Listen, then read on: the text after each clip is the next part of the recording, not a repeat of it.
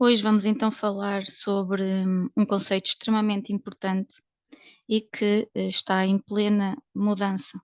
E porque falar sobre parentalidade é falar também sobre família. Hum,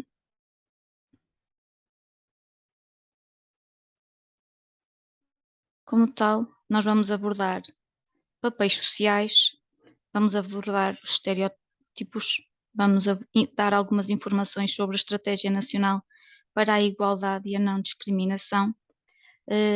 Vamos falar sobre realidade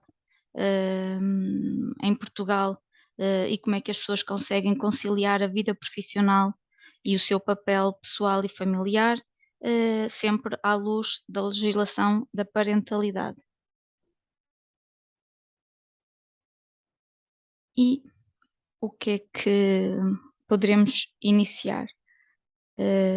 Dizendo que no decorrer dos anos a forma como a parentalidade é vivida tem vindo sempre a modificar-se, novos desafios surgem, no que é ser mãe, no que é ser pai. A parentalidade hoje é vista como um dos assuntos mais importantes para a saúde e está imensa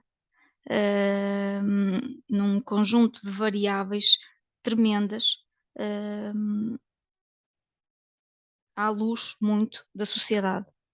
De acordo com a Ordem dos Enfermeiros, o tema da parentalidade é o tema mais importante de saúde pública. Isto porque os papéis parentais estão a mudar, vocês vão ser pais da próxima geração de crianças, e nós devemos sempre aprender com o passado, com o que foi acontecendo, hum, percebendo as consequências de determinadas ações que foram tidas no passado, de forma a poder lidar o melhor possível com essas consequências e, se possível, se comprovado uma ação menos correta, acionar medidas para a corrigir. E é da responsabilidade de nós, como enfermeiros especialistas em saúde materna, que fazemos estes cursos de preparação para o parto, tentar perceber a parentalidade em todas as suas dimensões, principalmente nesta fase. É nesta fase como grávidas e como casais grávidos e como pessoas grávidas que temos que abordar determinados conceitos e preparar-vos para o que é a parentalidade. Um, as formas de relacionamento atuais também se modificaram. Um, Podemos verificar facilmente que as famílias não são tão numerosas, que o apoio familiar não está tão facilitado, não há aquela referência antiga aos pais, aos avós, aos irmãos mais velhos, que eram muitos. Um, o planeamento da gravidez é cada vez mais tarde, o que nos faz lidar com determinados riscos associados à própria idade da mulher. Estamos a falar de casais heterossexuais, que é o mais habitual, mas também existem homossexuais a serem pais, e que devem e que têm que ter expressão e que têm que estar também capacitados para lidarem com as transições que são exatamente iguais às transições dos casais hetero. Um, os próprios obstáculos da relação conjugal nos padrões de hoje em dia também estão bastante diferentes.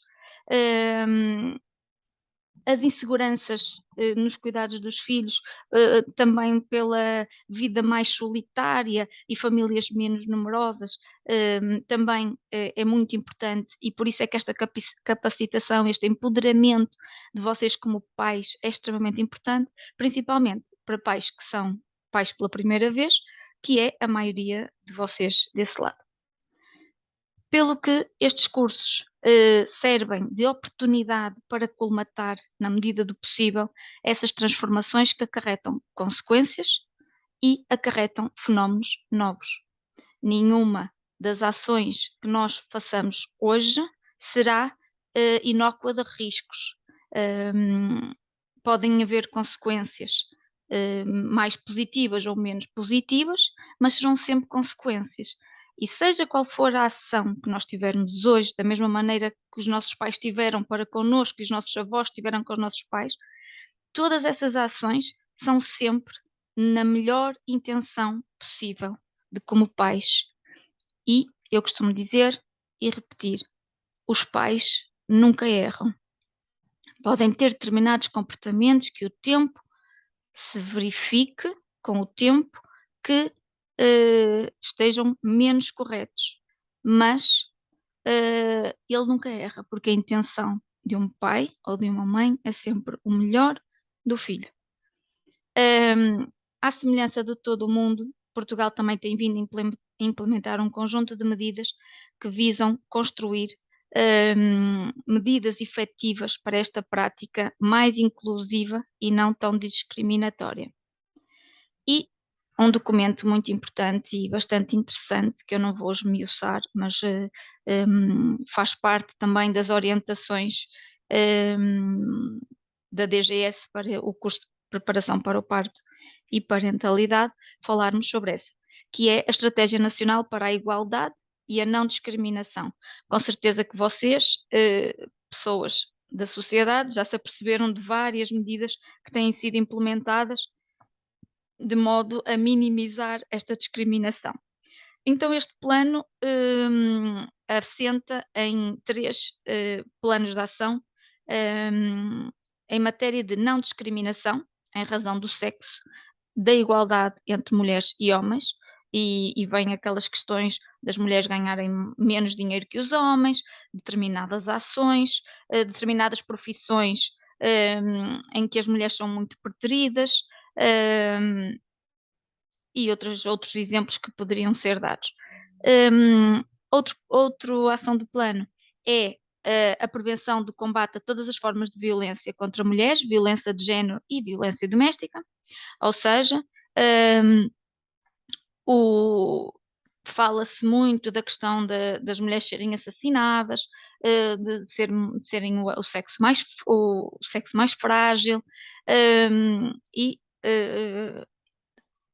em determinadas situações específicas, efetivamente, pode haver determinadas características que possa parecer que a mulher será mais vulnerável que o homem, principalmente nos casais mais antigos, e este fenómeno tem vindo a mudar e vocês são realidade disso. E depois o combate à discriminação em razão da orientação sexual, identidade e a expressão de género e as suas características sexuais. Este plano também tem vindo a ser bastante trabalhado. Antigamente, a ciência dizia-nos que ou nasces homem ou nasces mulher. Atualmente, o sexo de uma pessoa já está assente em mais do que a parte homem-mulher. Existem várias componentes relacionadas com o próprio sexo da pessoa, que não se resume só ao cromossoma XX, XY. Existem ou terem nascido com um pênis, ou nascerem com um pênis ou com uma vulva, da mesma maneira que a maneira como uma pessoa que nasceu com um pênis se manifesta, mostra a sua expressão, e deixou-se de falar sexo masculino e sexo feminino para se falar em género também, que é um conceito mais abrangente. De qualquer das maneiras, este tema será alvo de alguma discussão e será disponibilizado depois mais informação sobre isto. Em termos de papéis sociais e estereótipos, sendo um estereótipo algo que a sociedade também nos impõe e que nós aprendemos por observação e aquilo que a gente vê, nós estamos sempre demasiado inclinados para acharmos que se vou ter um menino, vou comprar tudo azul, vai brincar com carrinhos, vai fazer isto, vai fazer aquilo, tudo comportamentos relacionados com aquilo que nós entendemos como estereótipo, que são comportamentos mais adequados para o sexo masculino.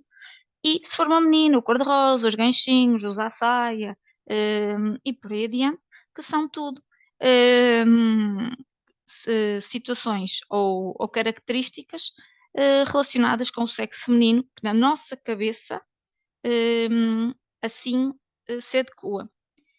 E eu desafio-os a fazer um pequeno exercício para vocês pensarem e refletirem. Eh, Quando nascer o vosso filho, quem é que vai mudar as fraldas? Quem é que vai dar banho ao bebê? Quem é que vai passar a ferro as roupinhas e cozinhar? Quem é que vai gozar a licença de parentalidade? Quem é que vai fazer a lida de casa? Quem é que vai escolher o que vestir ao bebê? Quem é que vai gozar licença partilhada? Quem é que vai ler as histórias para adormecer?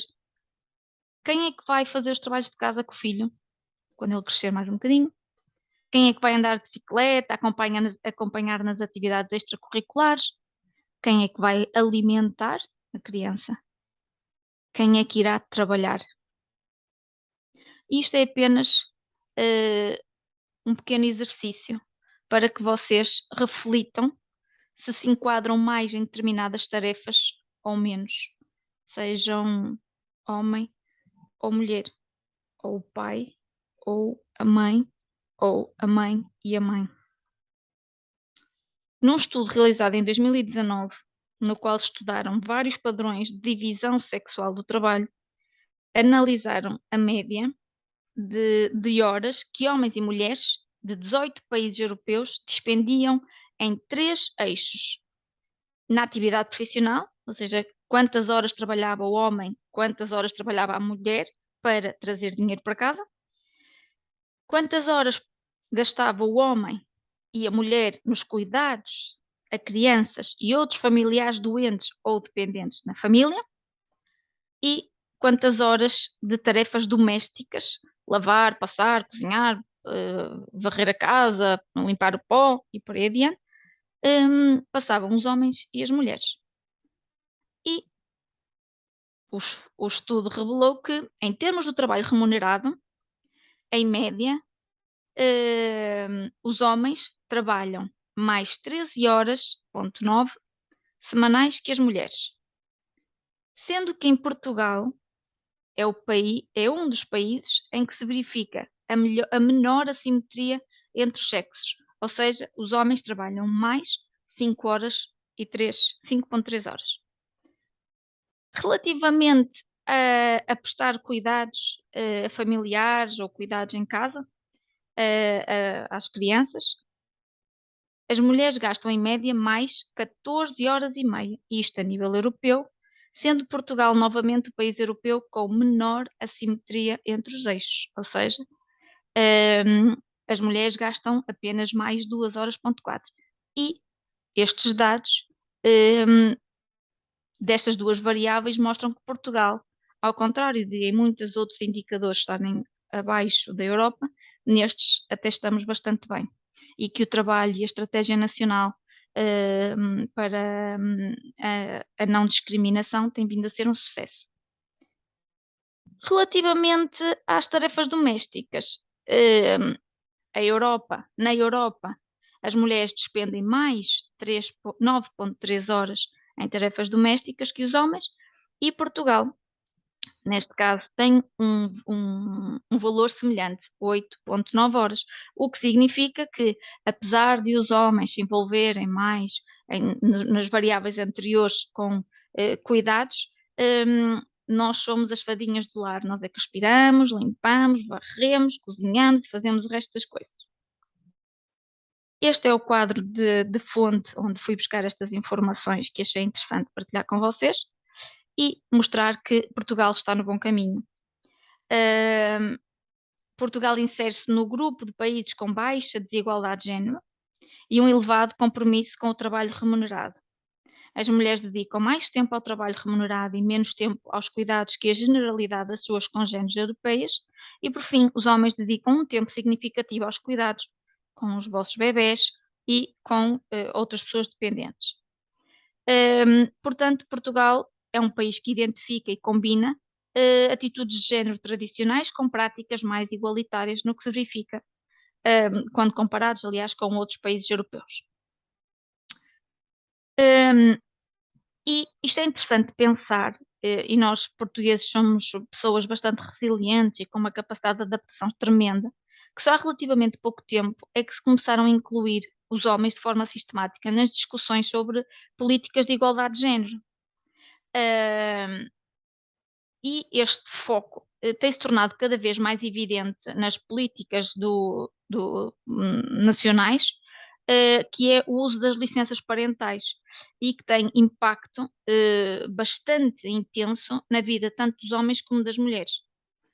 O Código de Trabalho, e falaremos então agora da legislação que protege também a parentalidade, o Código de Trabalho teve uma revisão em 2009 e que veio trazer de novo o gozo das licenças parentais por parte dos homens, através de uma licença parental exclusiva, que são os tais dias obrigatórios logo a seguir à nascença do bebê, e depois dias facultativos. E acrescenta a obrigatoriedade do gozo por parte do homem.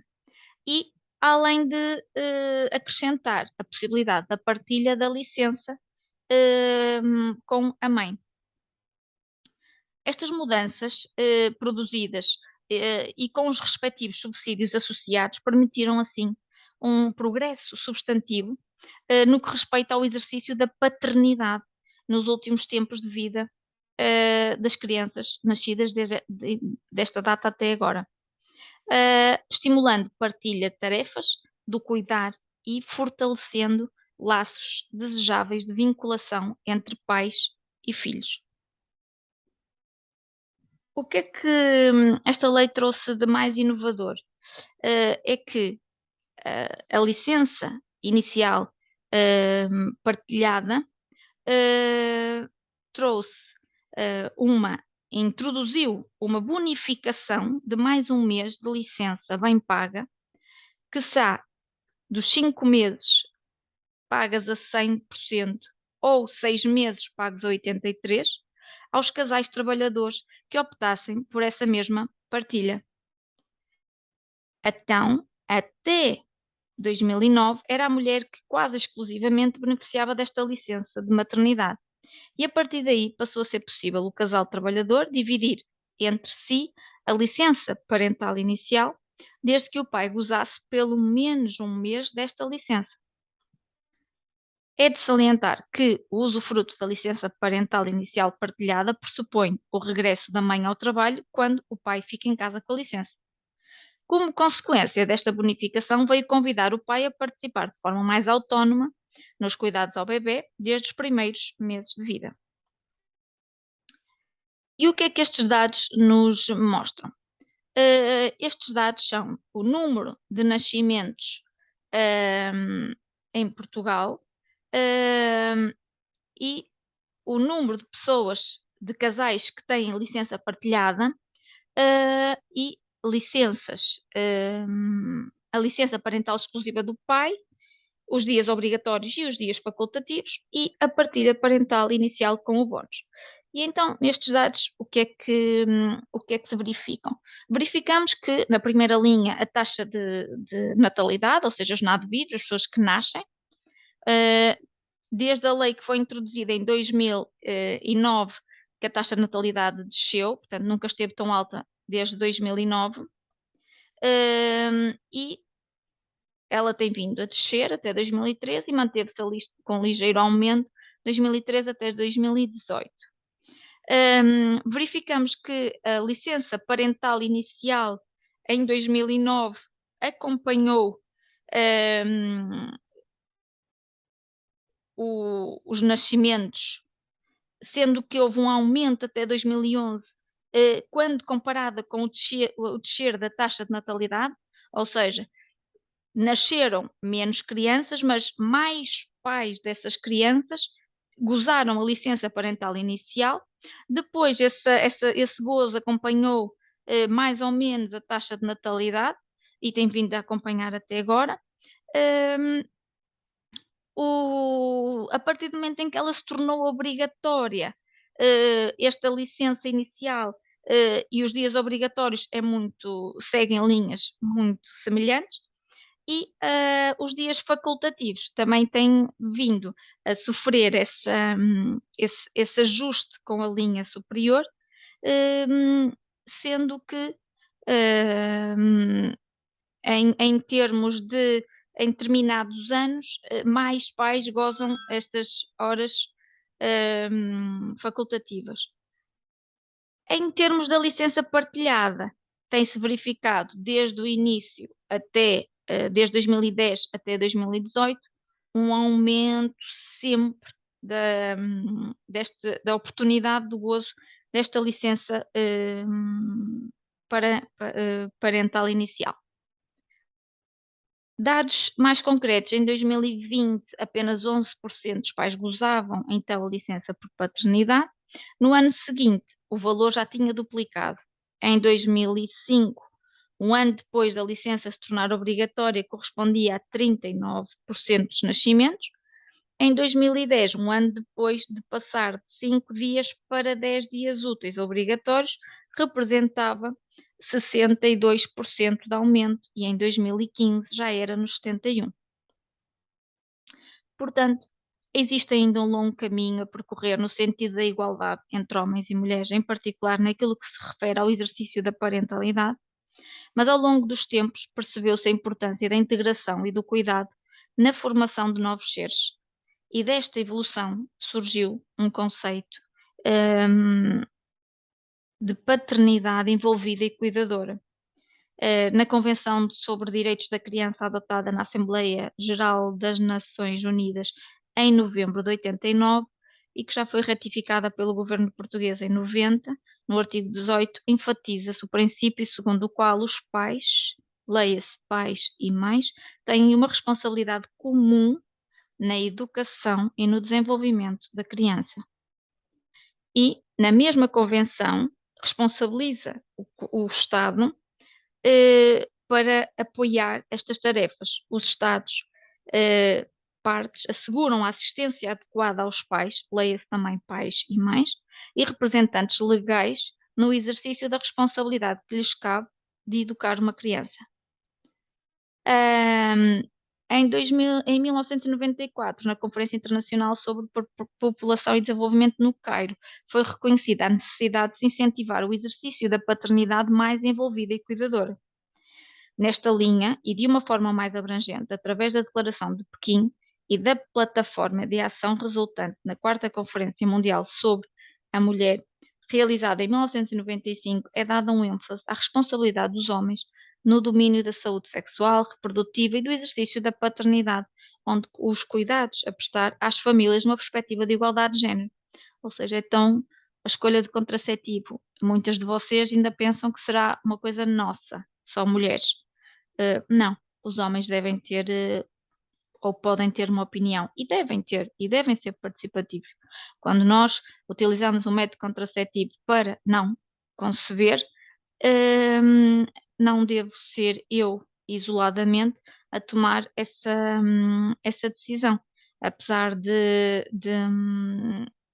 muitas de nós poder pensar o contrário, deve ser uma decisão a dois. É este novo olhar sobre as relações familiares e a parentalidade que enquadra a ideia de parentalidade envolvida e cuidadora. Ser pai é, hoje em dia, um conceito amplo. Refere-se à pessoa, em alguns casos, pessoas do sexo masculino, que mais tempo dedica a cuidar e está mais comprometida com o bem-estar da criança, independentemente da situação de vida e conjugal. O pai pode ser biológico, pode ser adotivo, pode ser de acolhimento ou pode ser padrasto. Pode ou não deter a responsabilidade parental da criança e coabitar ou não com ela. Portanto, a paternidade cuidadora engloba uma relação afetuosa e incondicional com o filho. E olhem que nós, como pais, temos às vezes dificuldade em mostrar esta relação afetuosa e incondicional. E poderei depois, mais tarde, falar um bocadinho sobre isso.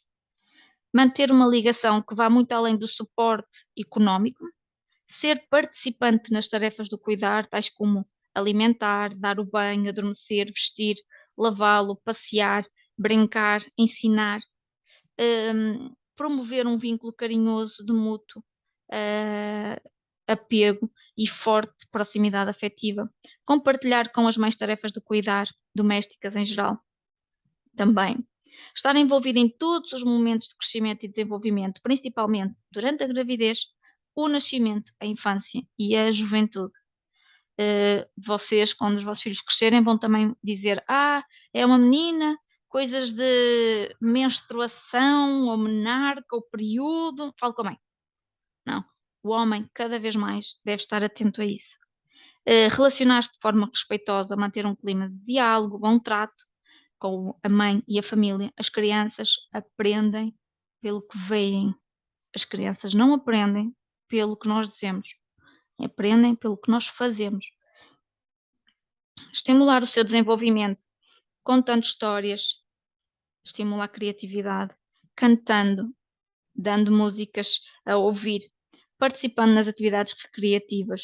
Às vezes, não estamos para aí virados, mas é importante estarmos a assistir ao treino de futebol, ao balé, coisas que para nós, como pais, hum, pode não estar tão não ser tão importante naquele momento para nós, e até termos coisas mais importantes para fazer, mas para o nosso filho, ele precisa que nós estejamos presentes.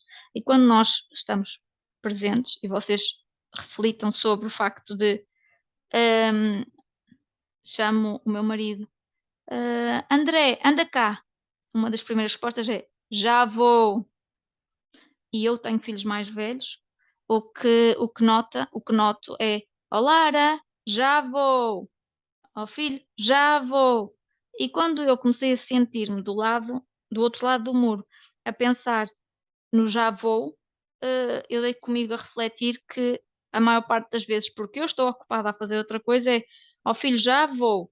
A mamãe está a acabar de fazer isto, já vou. E se calhar o já vou são palavras mais minhas como exemplo do que propriamente deles.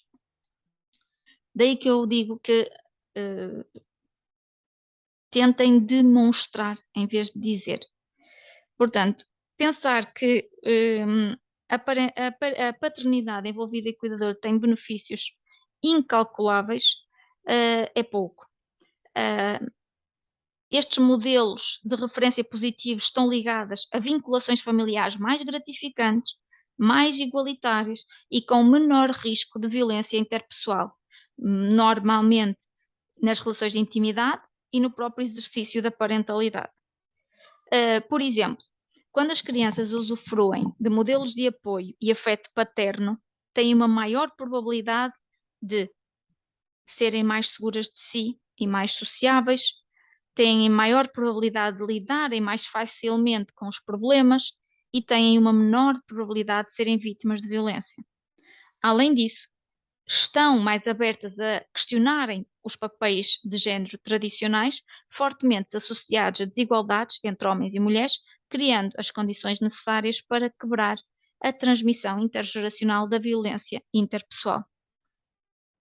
Em 2016, uma academia norte-americana constatou que, por exemplo, um simples momento de parto, o contacto pela pele da criança, do recém-nascido, com o pai, teve ganhos em saúde enormescos, como, por exemplo, bebés menos chorosos, bebés a adormecerem mais facilmente, a apresentarem aquisições de linguagem facilitadoras tendo um pai mais cuidador e verificando-se que o pai se torna um adepto mais efetivo da amamentação.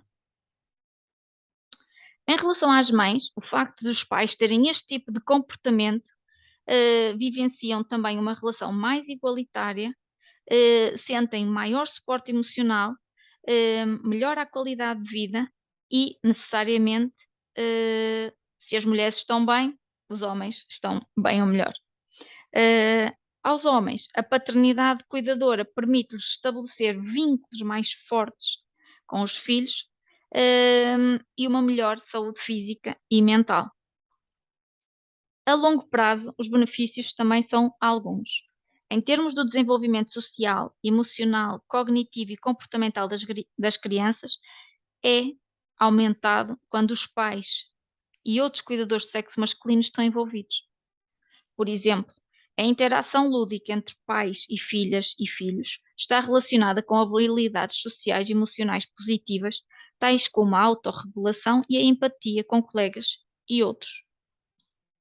Os estudos comprovam que quando os pais estão envolvidos com as suas filhas em idade jovem, estas correm o menor risco de puberdade antecipada, experiências sexuais precoces e gravidez na adolescência. Além disso, os pais servem de modelo e influenciam o modo como os papéis de género são encarados. Por exemplo, rapazes que crescem com pais mais envolvidos nas tarefas domésticas e na prestação de cuidados aos filhos têm maior probabilidade de desenvolverem também essas tarefas domésticas que veem os pais fazer, assim como prestação dos próprios cuidados. A satisfação no seio familiar, o bem-estar geral e a felicidade das mulheres têm um progressivo aumento. A influência mais forte na adaptação de uma mãe à maternidade é a adaptação do seu parceiro à paternidade. O apoio dos pais está diretamente relacionado a uma redução de stress parental, de depressão pós-parto nas mães, porque as tarefas estão divididas, e com um parto mais facilitado, e maiores taxas de amamentação. As mulheres que têm parceiros envolvidos têm maiores possibilidades de obter emprego e participação ativa na sociedade. A satisfação com a vida, a saúde e o bem-estar no seio do relacionamento dos homens pais são dilatadas e as probabilidades de conflito e violência reduzidas. Pesquisas demonstram que cuidar de crianças provoca alterações cerebrais e hormonais nos homens, bem como nas mulheres, que facilitam o cuidado e a ligação. Em apenas 15 minutos de contacto direto com um bebê, um homem experimenta elevados níveis hormonais associados a sentimentos de tolerância e confiança, que é a ocitocina, da sensibilidade em relação às crianças, que é o cortisol, e as sensações de parentesco, lactação e ligação, que é a prolactina. Existe uma série na Netflix que fala sobre isto, que é a alimentação.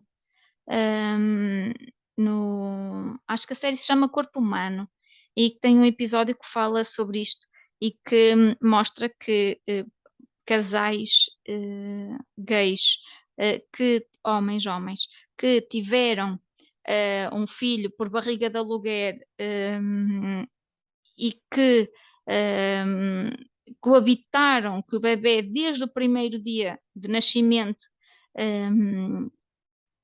ao amamentarem o bebê com um leite e com sistemas próprios do leite materno ser retirado da mãe biológica e administrado ao bebê, níveis de ocitocina e prolactina idênticas à mulher que amamenta. Logo, vamos falar nisto na questão do trabalho de parto, vamos falar disto da amamentação. Cada vez mais todos estes fenómenos mais sociais, a ciência demonstra que eles têm muito de biológico e de fisiológico, e a fisiologia do nosso sistema endócrino, quando está a funcionar corretamente, torna isto muito mais fácil. E, portanto, e não são só ditos e contos, é ciência, está provado e demonstrado. Em título de conclusão, o envolvimento do pai desempenha um papel importante no desenvolvimento socioemocional da criança, e estas crianças apresentam comportamentos mais saudáveis, têm menos problemas comportamentais, exibem habilidades sociais mais empoderadoras e sofisticadas, têm uma maior compreensão, uma maior autoestima, um melhor autocontrolo, comportamentos menos impulsivos, maior resiliência e também aparentam ter mais autoconfiança e conseguem lidar com as suas emoções com mais competência. Sobre a paternidade envolvida e cuidadora, existem várias correntes. É um fenómeno relativamente novo. Lembrem-se, os nossos avós não prestavam nenhum cuidado aos filhos, aos nossos pais. Portanto, os nossos pais cresceram com um modelo totalmente diferente e nós, como sociedade evolutiva que temos que nos preparar para outro tipo de mudança neste papel familiar. E este autor, Palkovitz, identificou 15 categorias de envolvimento parental. E à semelhança daquelas perguntas que eu coloquei inicialmente na sessão, sobre as tarefas mais especificamente, quais são as tarefas que vocês se identificam mais, e este exercício que vos falei é um exercício que o pai deve fazer, que a mãe deve fazer, que a mãe deve fazer, que o pai deve fazer. É cada um do elemento do parental deve refletir, que batem mais ou menos certo com estas categorias, que é a categoria da comunicação, vocês perceber quem é que tem mais aptidão para dialogar, para ter mais paciência, para demonstrar o afeto e por aí adiante. Quantos de vocês, e vocês já são mais novos que eu, quantos de vocês ouviram o vosso pai a dizer que vos ama? Reflitam sobre isso. Instrução, ou seja, inverter papéis, disciplinar, encorajar os interesses, obrigar a ir aos passatempos. Quem é que vai monitorizar? Dar atenção aos trabalhos de casa, saber quem são, os amigos da criança, explorar um bocado isso. Quem é que vai preocupar-se com os processos mentais? Planear o que vai vestir, planear o que vai comer, meditar, rezar. Tarefas, quem é que vai levar a criança a determinadas atividades à escola, às extracurriculares, a uma festa com amigos? Quem é que vai garantir a aquisição dos bens necessários?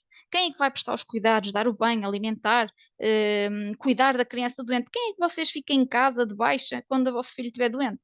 Reflitam sobre isso. Quem é que vai manter uma relação com a criança relativamente ao preparar as comidas para ele, garantir a roupa, fazer as reparações em casa? Quem é que vai partilhar os interesses, ler em conjunto com ela, desenvolver as competências dela? Quem é que vai ter a disponibilidade para participar, liderar atividades, passar tempo, andar de bicicleta, fazer alguma atividade fora? Quem é que vai levar aos aniversários? Quem é que vai planear as férias?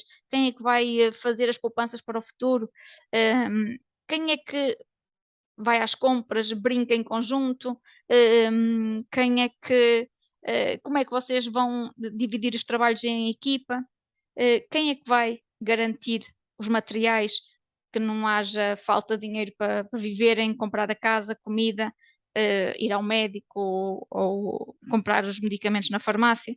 Quem é que vai eh, abraçar, dar carícias? Quem é que vai fazer cócegas? Quem é que vai dar a sensação de proteção, garantindo um ambiente doméstico e atividades seguras? Quem é que vai dar o apoio emocional, incentivar a criança a dizer que ela consegue, que ela é capaz, que acredita nela e a fomentar os seus próprios interesses, a garantir que ela é exatamente aquilo que ela quer ser e não aquilo que nós, como pais, queremos ser? E isto são apenas diversas atividades que vocês podem pensar e refletir, porque a parentalidade e a preparação para o parto acarreta em si este papel de parentalidade extremamente importante. E mais do que preparar-vos para o momento de um parto, nós devemos preparar-vos para serem pais. Este exercício para vocês pensarem e discutirmos já de seguida. A legislação, já fomos falando sobre isso, está também no e-mail que vos mandei inicialmente para a convocatória do curso.